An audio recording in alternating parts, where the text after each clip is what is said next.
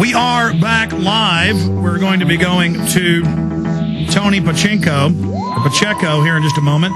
Freelance writer. We want to get his perspective. He's been at these hearings on the MIAC report in Missouri, a window into the secret police world of every local police department, state police, totally federalized, spying. We showed you internal FBI training videos where they say cell phones. In fact, cue it up to that. Cell phones, video cameras, sleeping bags, maps. And, of course, this has all separately come out. That the Texas report that we also broke years ago, 2004, written by the feds, said if somebody's wearing blue jeans, they can be a terrorist. So it's basically everybody's a terrorist but the government, the real terrorist, staging the terror attacks. I want to go to Tony here in just a minute, and I want to keep Representative Guest on with him. But Representative Guest, it came out in testimony, and we have a story written on this with links to it, that there were provocateurs at the Fed rally, and they were overheard saying, yeah, we can't even get them to jaywalk. We're not going to be able to arrest them. And in Denver last year, the police had to admit they did stage attacks on themselves. The Canadian Royal Mounted Police got caught at the SPP meeting doing this.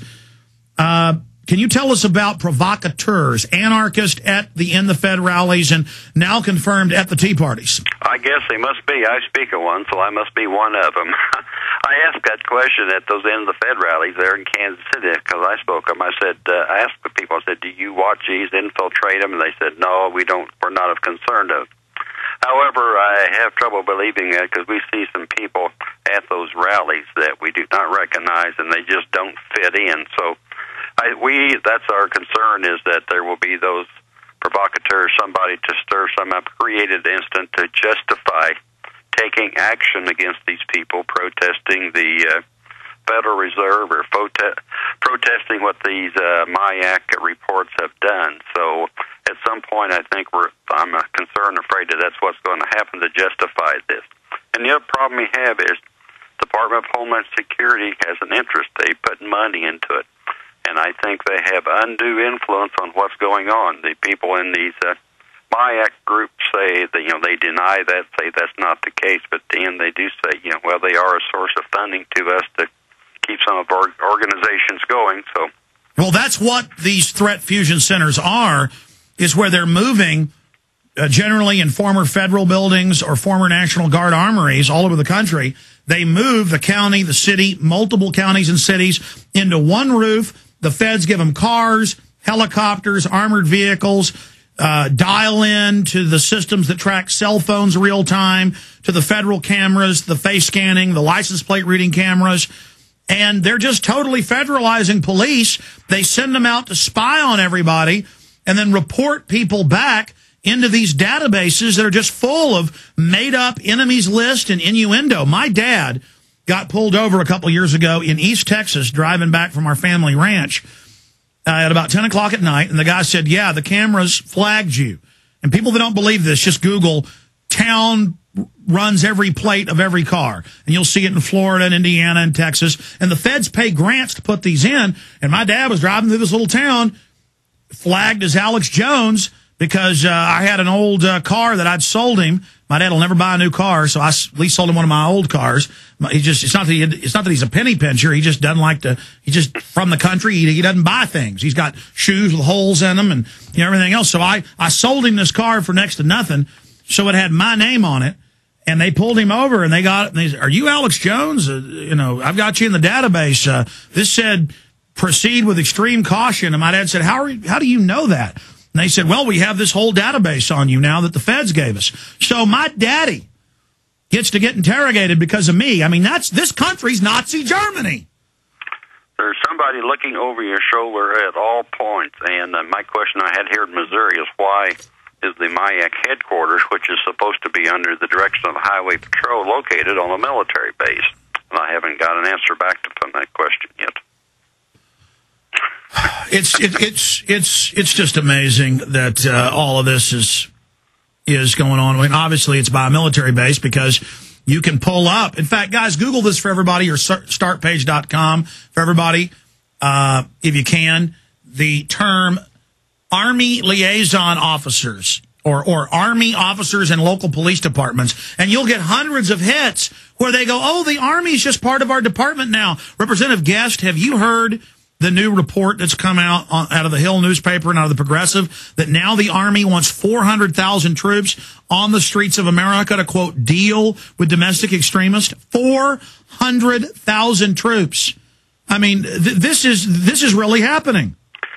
You know, that's our fear, is that we'll have martial law declared, and we'll already have these federal troops in place around here, and no longer will your local law enforcement be in control, but it'd be the military. So that's just one step towards going in that to that point. Representative, I want to bring up Tony, who is a freelance writer for the Examiner. He wrote some great stories, very informative, for the Examiner.com. Chuck Baldwin, 2008 VP candidate. Castle testifies regarding MIAC. And Tony, it's great to have you up with us. Thank you, Mr. Jones. Hello, Mr. Guest. How are you? I'm fine. Tell folks, just from your perspective, what you've seen at these hearings. Well, it's pretty interesting. Obviously, the majority of the time was spent on the MIAC reports themselves, but it was pretty interesting what came out with Dr. Sissy Spraggan's testimony. And I got a hold of her last night and got her to elaborate a little bit more on what happened. So if you don't mind, I could go into that for just a minute. Yes, and Tony, I want to get this right. Is it Pacheco or Pacheco? It's Pacheco. Pacheco, great. Yeah. Please continue. Tell folks this breaking information. Oh, sure. And just to be clear, she's under the impression that they were harmless, but her story, in my opinion, will kind of say otherwise. She was, she basically said that they were trying to recruit them to cause trouble, and then she went on to say that there's 4 or 5 of them, rather young, and that they were trying to get them, to basically go and disrupt traffic, and that was one of the 4 things that Army Defense report that on in the Fed, to go out and spy in. That was one of the 4 things that said that they were trying to avoid. Yeah, and then that's always the blueprint. The Army says these may be terrorists. Now, if they try to block traffic, they're terrorists. That's a violation of infrastructure protection. Then the Army can get involved. And we wrote a big story with all the declassified examples of the feds and the states doing this. We've got to have people at every event who basically stake out these events to surveil the people who are surveilling, or counterintelligence.